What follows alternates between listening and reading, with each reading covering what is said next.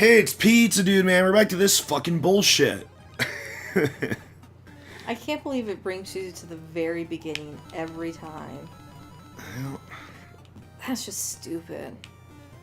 Honestly, I like that second section more than this. The problem was just I had low life. But both these sections I have problems with. Like I said, the problem I have here is that I'm so focused on the platforming, I can't keep track of the sky. And I think that just... And maybe it's supposed to be part of the challenge, I don't know, but aesthetically it would have been better if they changed the way the floor looks as the sky moves through it, like how the bullet bills are. It just kind of creates this lack of consistency in my mind that makes me believe I can go on the platforms because they're pixelated, even though I can't. And then, my problem with the other section is how the controls reverse. I think it should just be consistent to however Mario's facing, like an RC car. RC car? Remote-controlled car. Even if it's facing towards you, that doesn't mean it suddenly changes the way that it moves. Left still makes it turn left relevant to it, and right still makes it turn right relevant to it. Oh, see, I didn't play with a lot of those as a kid. It's not like it can suddenly detect home. Whoever owns this is holding it upside down. You know what I mean? Mm-hmm. It has no way to do that. Crap, can I jump over these? Okay. You know how people get, like, all crazy about fucking drones and stuff these days? I guess. You know, drones kind of already existed, you know, those, like, little toy planes and shit?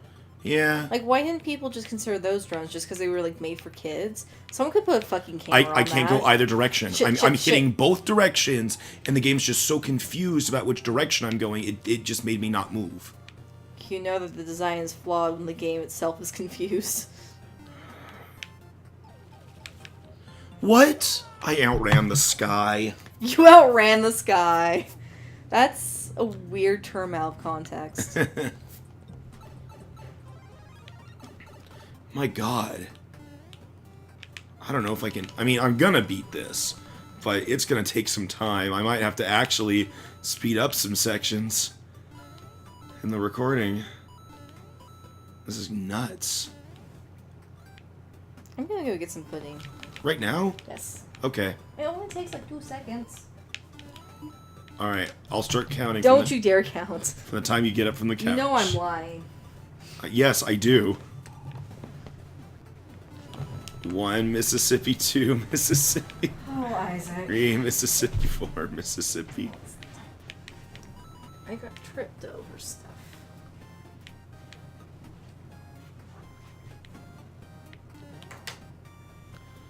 No!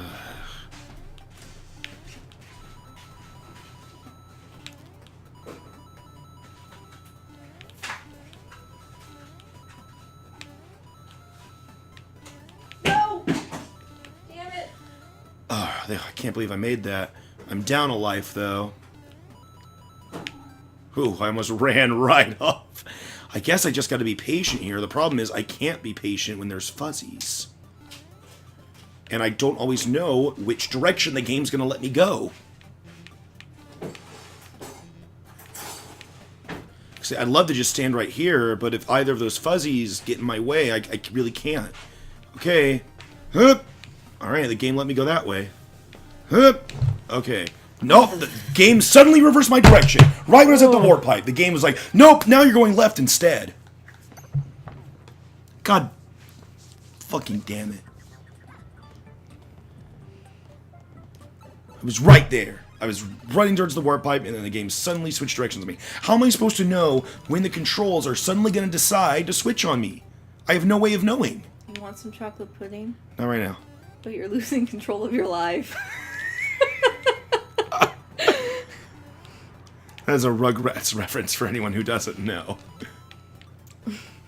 It's one that you and Chris reference all the goddamn time. It's a good reference. Mm-hmm. Stu, what are you doing? Making chocolate pudding.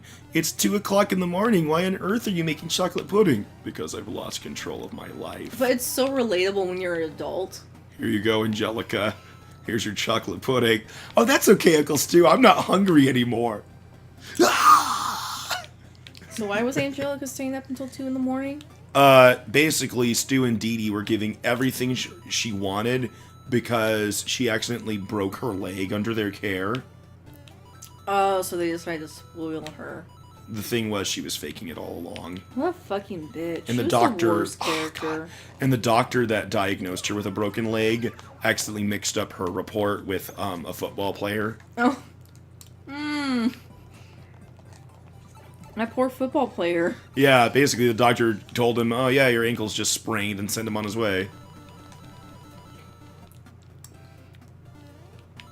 God, I hated Angelica. She's like the kid I never want to have. Then lo and behold, we have a kid like her. But no, she was kind of like the product of being spoiled, you know? Yes. Like, she probably could have been a good kid like Tommy if, like, her parents didn't spoil the shit out of her. I mean, the thing was, both of her parents were super busy, and so, since they never really had time to spend with her, they just made up for it by treating her with things. Yeah. Basically, rich kid syndrome.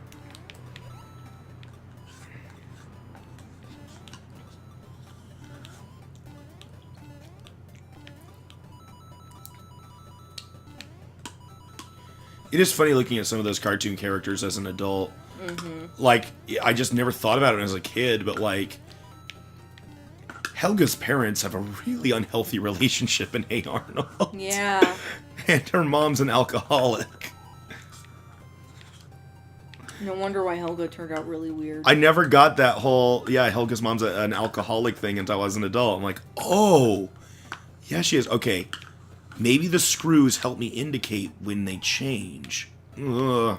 It still seems so wonky, though. Like I said, there's just some times where I try pressing both directions and nothing happens. I'm like, That time I was pressing down. Is it literally just pressing wherever Mario is relative to the screen? Oh, okay. I guess that's not so bad. I guess I was just overthinking it. Okay. Do you think kids' cartoons these days could get away with some of the shit like they used to in the 90s? Like what? Like having one character be an alcoholic. Shit, it didn't work! It didn't work! It didn't work! It didn't work! You know, as long as they're subtle about it. It's like they never like officially pointed out that Helga's mother was an alcoholic. We never saw her actually drinking alcohol. All they did was they had her like, she was really, really attached to her blender, and they implied that her driver's license was revoked. She always seemed out of it too, like she was drunk though. Exactly. See, they did things without outright saying she was a drunk. You could probably still get away with that. That's so weird.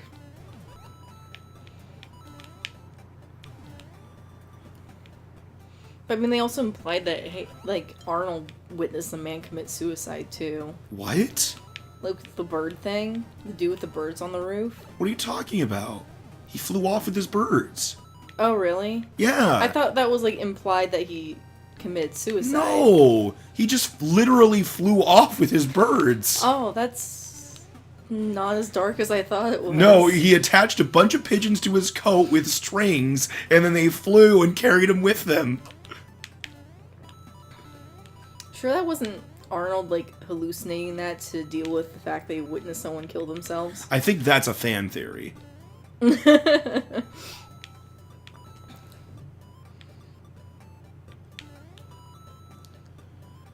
a theory. A fan theory. That's only a theory. A Hey Arnold theory. God, I could not stand that channel for like so long. He's a nice guy. He's a nice guy. Yeah, no, and the videos were really neat. It just...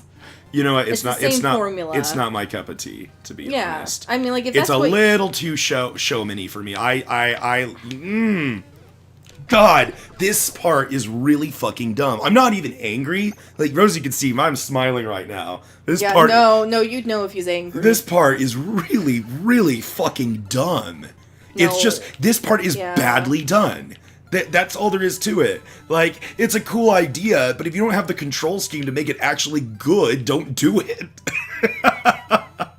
Alright.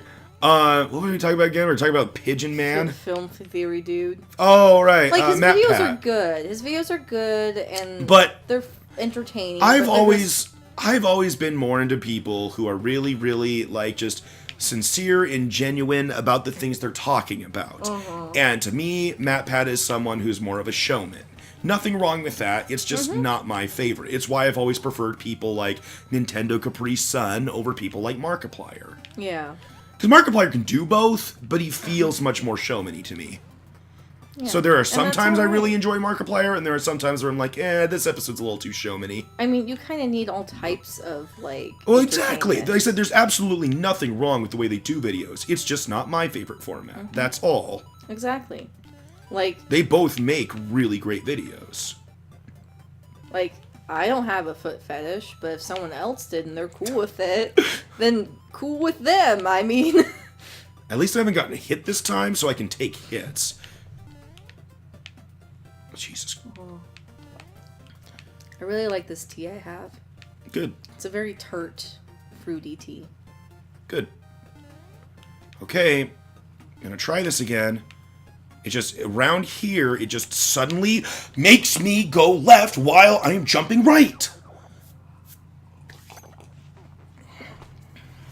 It's gonna be, we're gonna have like 2 episodes of just this challenge. Holy hell. I love the way you said hell. Holy hell. Straight out of a movie, right? A movie trying really hard to use their one curse word to keep their PG rating. Yeah. Holy hell. Alright, cut! That's your one word. Did I do good? Was my delivery okay? I felt like it was a little phoned in.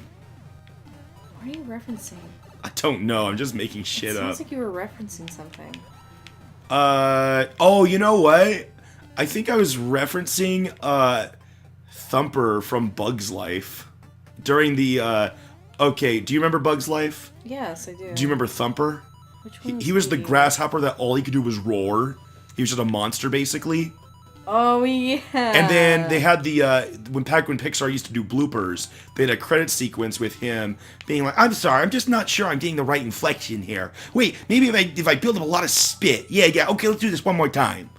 I think that's what I was referencing. That's so funny. Remember when Pixar used to do stuff like that? Yeah, I believe Monsters, Inc. was the last one where they did that. I really like that, though. Or maybe it was Toy Story 2 was the last one where they did bloopers. The reason they stopped doing them was because the next film they did after Toy Story 2 was Finding Nemo, and they didn't think it'd be a good fit. Oh, that would to do be bloopers awkward. for Finding Nemo. That would be really awkward. So then they decided, after that, they were like, now we're done with bloopers.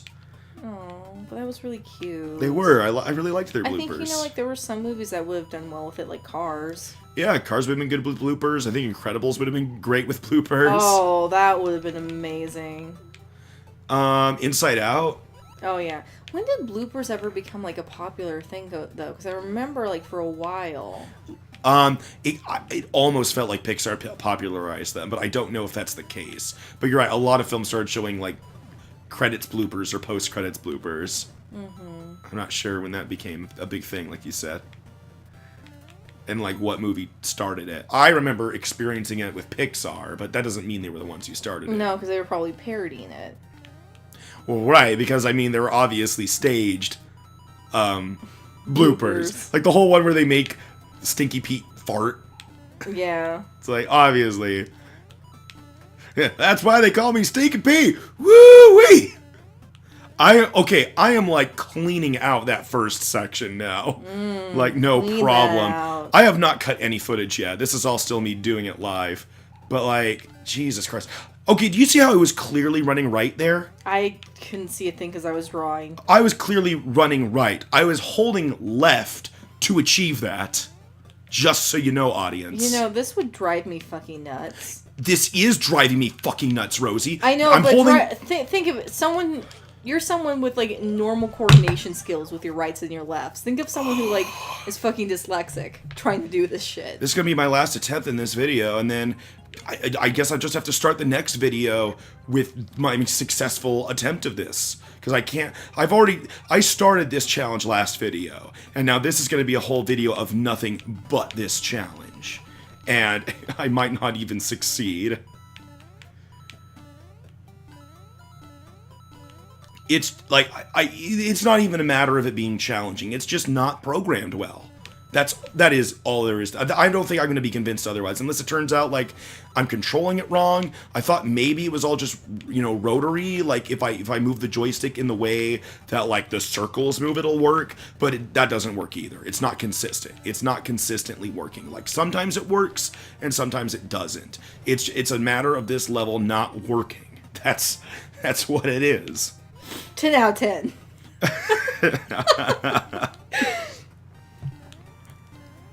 Sorry, this whole sequence is just making me think of that. Yeah. Did you explain that on the show at some point? Yeah, okay. where the Undertale reviews. This game's puzzles are mediocre at best.